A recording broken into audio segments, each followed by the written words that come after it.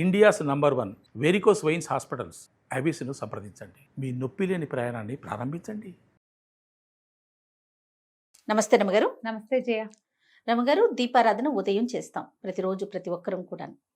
అయితే కొన్ని సందర్భాల్లో ఉదయం పూట కొంత కుదరని అవకాశాలు కూడా ఉంటాయి కొంతమందికి. ఎందుకంటే ఆఫీసులకి వెళ్ళాలి, లేదా పిల్లల్ని పంపించాలి. ఇలాంటప్పుడు సాయంకాలం దీపం పెట్టొచ్చా? ఏ సమయానికి పెట్టాలి? సాయంకాలం చేసే దీపం యొక్క విశిష్టత ఏమైనా ఉందా అండి? ఉదయం కుదరకపోతే సాయంకాలం చేసుకోవచ్చు, ఉదయం కుదిరినా సాయంకాలం కూడా చేయొచ్చు. అది 2 పూట్ల దీపారాధన ఎప్పుడు మంచిదే. పొద్దున ఎలాగో చేసుకుంటాం, చేసుకోగలిగిన వాళ్ళు.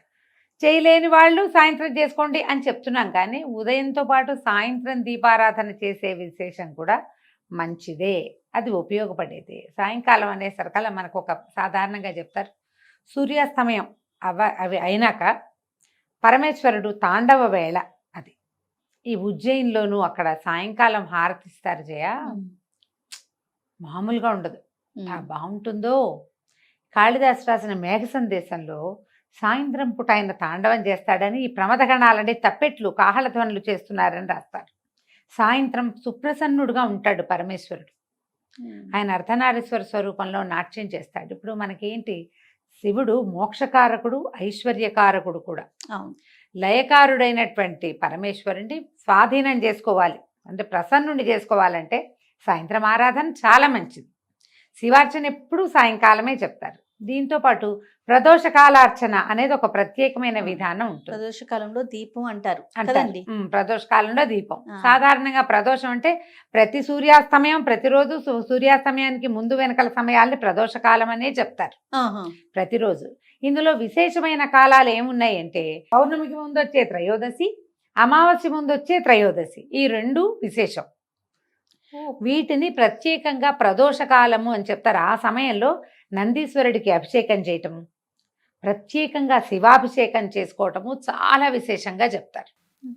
ఈ నందీశ్వర అభిషేకం చేస్తే ఏం జరిగిందో మనకి తెలియని పాపాలు కొన్ని ఉంటాయి చూడు, అవి పోతాయి. ఏదో జరిగింది మన వల్ల, అదేదో మనకి తెలీదు, ఏదో మనని పట్టి పీడిస్తూ ఉంటుంది. దేనివల్ల మనకి సమస్యలు వస్తున్నాయో అర్థం కానిదా సమస్యల నుంచి బయటపడాలంటే ప్రదోషకాలంలో ఈశ్వరాభిషేకం కానీ నందీశ్వరాభిషేకం కానీ విశేషంగా చెప్పబడతాయి. చాలా గొప్పవి అవి, చాలా అద్భుతమైన ప్రయోజనాన్ని ఇస్తాయి. మన జీవితంలో పెనుమార్పుకి కారణం అవుతుంది ఆ అర్చన. అంత విశేషమైంది ప్రదోషకాలం, అంత గొప్పది. ఇప్పుడు నిత్యము ప్రదోషం అంటే సూర్యాస్తమయం వెళ్ళాక 1 గంట, గంటన్నర పాట భేదాలు ఉన్నాయి. కొంతమంది ½ అన్ అవరే అంటారు, కొంతమంది 2.5 గంటలు అంటారు. ఏదైనా సరే సూర్యాస్తమయం అయ్యాక దీపారాధన చేసుకోండి. మరి 8, 9 చేసేయద్దు, 7 గంటల లోపల చేసుకోండి. రాత్రి అయిపోయి సాయం సంధ్య, ఈ సాయం సంధ్యలో సూర్యుడు వెళ్ళాక విశేషం. వెళ్ళాక సూర్యాస్తమయం అయ్యాక అప్పుడు మీరు ఏదైనా చదువుకోవచ్చు, ఏదైనా చెప్పుకోవచ్చు. ఉదయకాలం ఏం చదివారు, ఏం చేశారో కానీ సాయంత్రం ఏదైనా శివ సంబంధమైన స్తోత్రాలు బోల్డన్ ఉన్నాయి కదా మనకి. విశ్వనాథాష్టకం అని, శివాష్టకం అని, శివమానస పూజ అని ఏదైనా చేసుకోవచ్చు. ఏదో ఒకటి చేసుకుని కాస్త దీపారాధన వెలిగించుకోవటం. కుదిరితే సాయంకాలం ఆలయ దర్శనం చేయటం, కుదరలేదు సన్నబెట్టుకోండి ఇంట్లో. అందరికీ అదొక డౌట్ ఉంటుంది, సాయంత్రం చేస్తే మంచిదేనా అని. సాయంత్రం చేసినా కూడా మంచిదే. ఎలాంటి ఫలితం ఇస్తుందని మానకుండా చేయటం మరీ మంచిది. ఎలాంటి ఫలితం ఇస్తుందంటే శివానుగ్రహం లభిస్తుంది జయ. సాయంకాల దీపారాధన వల్ల మనకి లభించేది శివానుగ్రహమే. సమస్యల నుంచి బయటపడతాం. ఈ రోజువారీ మన జీవితం ఒక ప్రెషర్ఫుల్గా నడుస్తూ ఉంటుంది కదా, దాంట్లో నుంచి ఒక సొలేస్ లభిస్తుందని భావిస్తాను జయ. నా మటుకు నేను సాయంత్రం దీపం పెట్టగానే పొద్దుటి చిక్కంతా తీసేసినట్టు అనిపిస్తుంది నాకు. ఏవో మాట్లాడతాం వాళ్ళతో, వీళ్ళతో, ఎవరెవరినో కలుస్తాం, ఏమిటో అనుకుంటాం, బోళ్ళని ప్లాన్ చేస్తాం, అవన్నీ అవవు, అన్నీ కుప్పగొలిపోతాయి ప్లాన్లన్నీ. ఒకసారి ఏదో వస్తుంది అనుకుంటే ఏమీ రాదు, ఎవరో వస్తారనుకుంటే రారు, అనవసరంగా మనం వెళ్ళామనిపిస్తుంది. ఏవో ఉంటాయి. ఇవన్నిటికీ ఆ దీపం పెట్టి కాస్త అగరత్తు వెలిగించి ఒకట పంచాపచారాలు, సాయంకాలం పెద్ద పువ్వులు గివ్వులు పెట్టరు ఎవరు, పొద్దున్న చేయని వాళ్ళు పెట్టుకుంటారనుకో. ఆ ధూపం కాస్త ఇంటో అట్లా చూపించామంటే హాయిగా ఉందిరా, ప్రశాంతంగా ఉంది, ఈ పూట చిక్కు వదిలిపోయింది అనిపిస్తుంది. అది ఫీల్ అవ్వాలి. నా జీవితంలో ఏం మార్పు లేదండి అంటుంటారు కొంతమంది, వింటాను, నాకు చెప్తుంటారు. మీరు చెప్పారు కదా 11 days నేను రోజు దీపం పెట్టాను, నా జీవితంలో ఏం మార్పు లేదండి. దీపం పెట్టడమే మార్పు. కరెక్ట్ అండి. ప్రతిరోజు మీరు 6:30-7 గంటలకి చకచకా స్నానం చేసేసి ఇల్లు బాకిలి ఏదో ఒక మాదిరిగా అయినా తుడుచుకుని, పొద్దున్న తోమినంత తోమకుండా కొద్దిగా ఒక మాదిరి వాకిలి సంధ్య వాకిలి జిమ్ముకుని, ఓ చెంబు నీళ్ళు పోసుకుని, కొంచెం ఫ్రెష్ బట్టలు కట్టుకుని, ఒక దేవుడి దగ్గర కూర్చుని 10 నిమిషాలు ప్రశాంతంగా ఉన్నావంటే ఏమిటి అదే అది? నాంది. ఏమిటి ఇంకేం కావాలి నీకు? అంతే కదా. ఆకాశం ఊడి పడాలి, ఎప్పుడు పడుతుంది దానికి సమయం వచ్చినప్పుడు.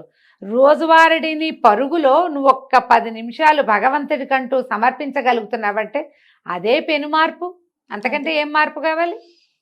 ఏదైనా శివ సంబంధమైనవి చదువుకోండి. నువ్వు కూడా సాయంత్రం దీపమే కదా పెడతావు.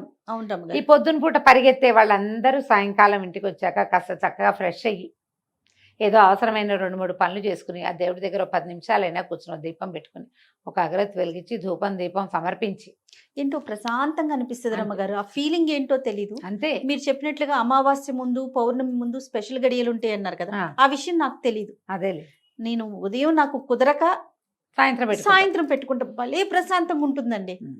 ఒక అంటే 2 రోజులు కుదరకపోతే ఏదో ఆందోళన, ఖాళీగా. ఏదో మిస్ అయిపోతుంది, ఏదో అట్లా అనిపించేస్తుంది. ఓ పండో ఫలమో పటిక బెల్లమో పంచదారో బెల్లం ముక్కో నివేదన చేయటం, కాస్త దండం పెట్టుకుని ఒక 5 నిమిషాలు స్థిమితంగా ఉంటాం. అంతే. దానికోసం అన్ని పనులు ఆపుకుంటాం.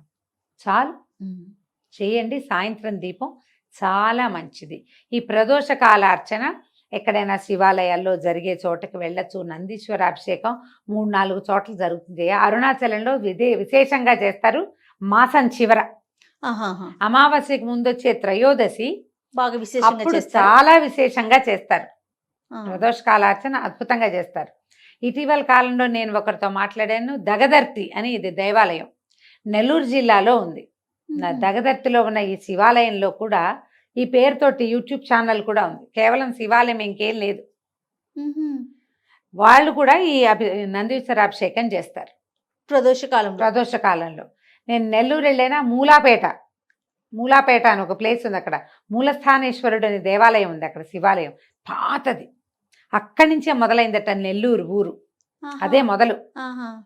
అక్కడే ఉసిరి చెట్లు ఉన్నాయి. నెల్లికాయ వల్లే నెల్లూరు అని పేరు వచ్చింది. ఉసిరికాయ నెల్లికాయ అంటారు.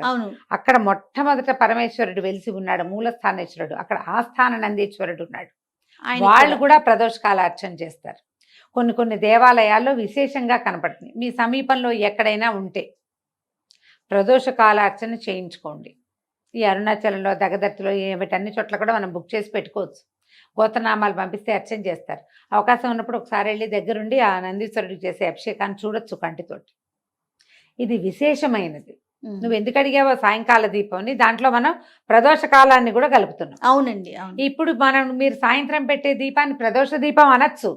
మీరు రోజు పెడతారు, ఆటోమేటిక్ గా త్రయోదశులు 2 కవర్ అయిపోతాయి. అవును కదా, తెలియకుండానే ఆ రోజు కవర్ అయిపోతాయి. ఏదైనా మానేసే పరిస్థితి, మీరు బయటకు వెళ్ళే పరిస్థితి ఉంటే ఈ డేట్ చూసుకోండి. ఓకే. అమావాస్యకి ముందు పౌర్ణమికి ముందు రమ్మగారు.